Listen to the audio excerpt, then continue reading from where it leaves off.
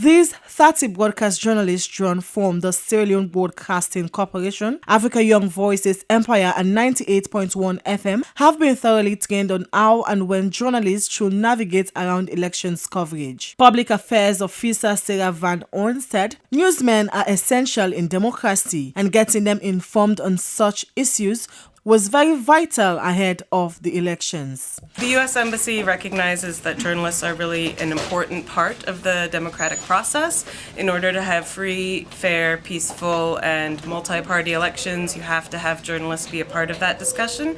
So that's what this training was meant to be, to help prepare journalists to cover the elections in a free, fair, and peaceful way, and to make sure that the voting population has all the information they need to make whatever choice it is that they want to make at the ballot. An experienced journalist from the African Regional Support Services, Eduardo Q, covered topics that included covering elections, tips in reporting, the role of the media in deepening democracy, and how to deal with fake news, especially on social media, among others. You are identified as a journalist, that you have that accreditation that is valid, that you travel in groups.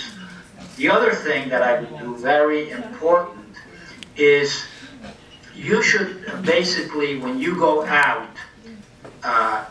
your phone that has all of your information, all of your sources, all of your telephone numbers, all of your emails, don't take it with you.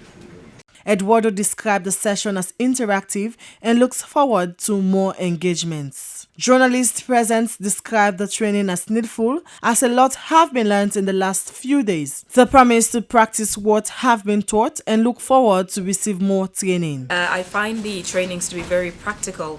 So it's one thing to know about the basics on theory, but it's another thing to know beyond theory but the practical as well.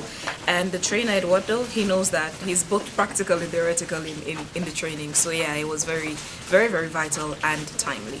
This training was very important because it has broken the barrier that we have not to know things. We have taken one step further to know more about journalism and how to conduct ourselves as we approach election. I think it has been an insightful 3-day training with Eduardo Q. Trainings of such nature for journalists will keep them abreast on how to create an environment for free, fair, peaceful, and credible elections and upholding democracy. The session was facilitated by the American Embassy in Sierra Leone and with support from Africa Regional Support Services in Paris. SLBC News, Esther Sako reporting.